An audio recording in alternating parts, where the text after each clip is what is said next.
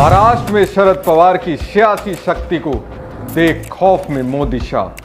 शरद पवार का एक बड़ा फैसला, बिहार के मुख्यमंत्री नीतीश कुमार को मिला हौसला। बिहार में खेल की सुगबुगाहट हुई तेज, क्या दिल्ली में हिलने लगी सरकार। नमस्कार दोस्तों, मैं हूं प्रवीण साहनी। दोस्तों, महाराष्ट्र ने गृह मंत्री अमित शाह को बहुत ही बड़ी वाली टेंशन दे दी है। ये टेंशन क्या है जिससे गृह मंत्री अमित शाह ने खुद कबूल की है और एक्शन के तौर पर बता दिया। दोस्तों, कई दिनों से सियासी गलियारे में ये बात चल रही थी, शरद पवार की पार्टी एनसीपी का अजीत पवार की पार्टी एनसीपी में विलय हो जाएगा और इस विलय के आधार पर शरद पवार की बेटी सुप्रिया सुले को मोदी कैबिनेट में केंद्रीय मंत्री का पद मिल सकता है। ऐसा दावा किया जा रहा था कि शरद पवार की एनसीपी के 8 सांसद भी ऐसा चाहते हैं। अब इसी को लेकर बैठक हुई थी, जिसके बाद शरद पवार ने पूरी तरह से अपने सांसदों को कह दिया, चाहे कोई कुछ भी कर ले, उनके रहते बीजेपी से तो दोस्ती होने वाली नहीं है। अब शरद पवार के इस स्टैंड के बाद बीजेपी के अंदर जो एक रणनीति बन रही थी, नीतीश की बैसाखी से छुटकारा पाने की जो छटपटाहट थी, वो और बढ़ गई है। बीजेपी के चाणक्य अमित शाह का सपना ही रह गया। अब ये जो हसीन सपना बीजेपी ने देखा था, वो डरावने सपने के तौर पर बदल गया है।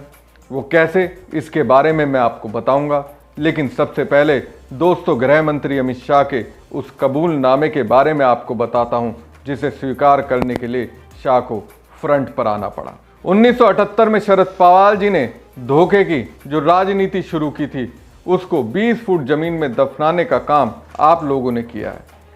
यह है बीजेपी के चाणक्य कहे जाने वाले अमित शाह का शरद पवार पर दिया गया बयान। अमित शाह ने महाराष्ट्र विधानसभा चुनाव में एनडीए गठबंधन की बड़ी जीत और विपक्ष की हार के संदेशों की व्याख्या करते हुए एनसीपी चीफ शरद पवार को प्रदेश की राजनीति का विलन साबित करने में कोई कोर कसर नहीं छोड़ी। दोस्तों, शरद पवार की छवि भी राजनीति के चाणक्य की ही रही है। सियासी जानकारों का एक वर्ग उन्हें भारतीय राजनीति का सौदागर कहने में बिल्कुल हिचक नहीं करता। अभी चर्चा हो रही थी कि शरद पवार पाला बदलने को बेताब हैं। बात यहां तक पहुंच गई कि पवार अपनी पुत्री सुप्रिया सुले के राजनीतिक भविष्य में चाल चांद लगाने की व्यवस्था कर रहे हैं। सुप्रिया अब केंद्र में मंत्री बन सकती है, जबकि एनसीपी को दो फाड़ करने वाले दादा अजीत पवार महाराष्ट्र की राजनीति संभालेंगे। इन्हीं सहमतियों के आधार पर पाला बदल राजनीति में एक और अध्याय जुड़ने की खबरें आई। लेकिन अमित शाह का भाषण संभावित डील की राह में फिर से अड़ंगे आने का संकेत दे रहा है। अब सवाल यह है कि अगर पवार को एनडीए में नहीं लेना है तो डील की चर्चा मीडिया में क्यों आई और कैसे आई? और पवार इंडिया ब्लॉक से निकल रहे हैं तो शाह ने उन पर इतना बड़ा हमला क्यों बोला? अमित शाह ने सिर्फ शरद पवार के खिलाफ हमला नहीं बोला, बल्कि उद्धव ठाकरे को भी निशाने पर लिया। उद्धव के लिए कहा, उद्धव ठाकरे जी ने हमारे साथ जो द्रोह किया था, 2019 में विचारधारा छोड़ी थी और बाला साहब ठाकरे के सिद्धांतों को तोड़ा था, झूठ फरेब से मुख्यमंत्री बन गए थे, वो उद्धव ठाकरे जी को अपने उनकी जगह बताने का काम किया। हमेशा के लिए कहा तो ये भी जा रहा है, पवार ठाकरे के पास डील को लेकर बीजेपी की ओर से कोई तो गया जरूर होगा, लेकिन उनकी ओर से सिरे से ना कह दिया गया। और अब बीजेपी की राजनीति को महाराष्ट्र में खत्म करने के लिए शरद पवार और उद्धव ठाकरे अब एक नई रणनीति पर काम कर रहे हैं। इसका असर आने वाले चुनाव में दिखेगा, लेकिन जो फैसला शरद पवार और उद्धव ठाकरे ने लिया है, उसका असर बिहार में दिखने लगा है। दोस्तों, शरद पवार जब तक इंडिया ब्लॉक में हैं, तब तक एनडीए का विरोधी चेहरा ही रहेंगे। नीतीश ने इंडिया ब्लॉक की नींव रखने में महत्वपूर्ण भूमिका निभाई और वो गठबंधन के स्वरूप लेने से पहले ही निकल गए, तो एनडीए की महत्वपूर्ण आकांक्षा पूरी हो गई। अभी ममता, केजरीवाल, अखिलेश के साथ शरद पवार विपक्षी गठबंधन के मजबूत स्तंभ हैं। अब दोस्तों देखिए, शरद पवार के स्टैंड लेने का क्या परिणाम हुआ। उद्धव गुट की ओर से संजय राउत का एक बयान सामने आया। संजय राउत ने बयान दिया, मैं मानता हूं कि इंडिया गठबंधन मजबूत होना चाहिए, देश के सामने जो समस्या है उसे सुलझाना चाहिए। देश की सबसे बड़ी समस्या मोदी और अमित शाह है और उनकी तानाशाही है। संविधान पर जो हमले हो रहे हैं वो संकट है।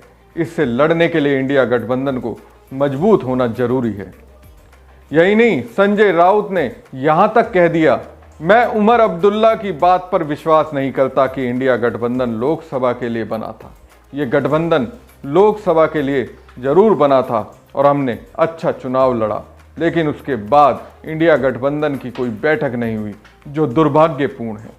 इसके साथ ही संजय राउत राहुल गांधी और प्रियंका गांधी की कांग्रेस को लेकर कहते हैं, इंडिया गठबंधन की बैठक करने की ये जिम्मेदारी कांग्रेस की है, क्योंकि वो गठबंधन में बड़े भाई की भूमिका में है। आने वाले दिनों में अगर इंडिया गठबंधन को बचाना है या मजबूत बनाना है तो सबसे पहले संवाद जरूरी है। तो साफ है, इंडिया गठबंधन के अंदर अभी जो बीमारी लगी है उसको दुरुस्त करने के लिए शरद पवार और उद्धव ठाकरे लग चुके हैं। इधर बीजेपी को पूरी तरह से अपने चक्रव्यूह में फंसाने के लिए शरद पवार ने महाराष्ट्र में एक और चाल चल दी है।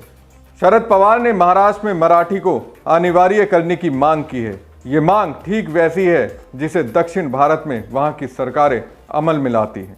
वहां के लोग स्थानीय भाषा को अपने जीवन का हिस्सा मानते हैं। शरद पवार ने एक बार फिर मराठी अस्मिता की राजनीति को हवा दी है। 98वें अखिल भारतीय मराठी साहित्य सम्मेलन शरद पवार ने पुणे शहर में भी मराठी भाषा के कम होते इस्तेमाल पर दुख जताया है। पवार ने कहा कि सदाशिवराव पेशवा के दिल्ली पर कब्जा करने के बाद कई मराठी लोग दिल्ली में बस गए थे। आज भी उनके वंशजों के घरों में छत्रपति शिवाजी की तस्वीरें लगी हुई। महाराष्ट्र का गौरव संरक्षित है। आजकल पुणे में भी मराठी नहीं बोली जाती। पुणे के उपनगरों में रहने वालों पर भी हिंदी बोलने का प्रेशर है। मराठी भाषा को संरक्षित करने के लिए इसको अनिवार्य करना जरूरी है। दोस्तों, मराठी अस्मिता की बात ठाकरे परिवार अक्सर करता रहा है। अब फिर से इसे हवा देकर शरद पवार बीजेपी पर बढ़त बनाने के रास्ते पर हैं। अमित शाह जानते हैं इंडिया गठबंधन के अस्तित्व को अगर ख़त्म करना है तो शरद पवार पर अटैक करना जरूरी है। शरद इस कुनबे का प्रमुख चेहरा है, इसलिए शाह ने उन्हें निशाना बनाकर विपक्ष की राजनीतिक विश्वसनीयता पर सवाल और गहरा करने की कोशिश की है। दूसरी ओर अमित शाह ये भी बखूबी जान गए हैं शरद पवार की ओर से बीजेपी के खिलाफ लिए गए स्टैंड का असर बिहार के मुख्यमंत्री नीतीश कुमार और बिहार में मौजूद बीजेपी के खिलाफ राजनीतिक दलों पर भी पड़ सकता है। इसलिए तो शाह के आदेश पर उनके स्पेशल दूत के तौर पर बीजेपी के वरिष्ठ नेता रविशंकर प्रसाद ने बिहार के राज्यपाल आरिफ मोहम्मद खान से मुलाकात की है। 1 घंटे तक बात की। अब इस बातचीत का इम्पैक्ट भी दिख रहा है। बीपीएससी के जिन अभ्यर्थियों के लिए तेजस्वी यादव, पप्पू यादव ने सरकार के खिलाफ मोर्चा खोला था, उसका पूरा क्रेडिट प्रशांत किशोर को दे दिया गया। राज्यपाल ने उन्हें अनशन खत्म करने और बीपीएससी अभ्यर्थियों की ओर से बातचीत करने का मौका दिया। नीतीश के अघोषित उत्तराधिकारी के तौर पर पीके को प्रमोट किया गया। इससे आगे रविशंकर प्रसाद को आरिफ मोहम्मद खान से बातचीत करने के लिए इसलिए भेजा गया क्योंकि मकर संक्रांति के दिन दही चूड़ा भोज कार्यक्रम है। इस दिन शायद पवार के पावर इम्पैक्ट को देखकर शायद बड़ा फैसला ले लें। अब नीतीश के ऐसे फैसले जिससे बिहार में राजनीति बदल सकती है, शायद उससे निपटने के लिए अमित शाह ने कुछ संदेश रविशंकर प्रसाद के जरिए भेजा हो। अगर नीतीश बीजेपी के खिलाफ गए तो फिर चंद्रबाबू नायडू भी कुछ ऐसा फैसला ले सकते हैं जो बीजेपी की राजनीति को सूट नहीं करता।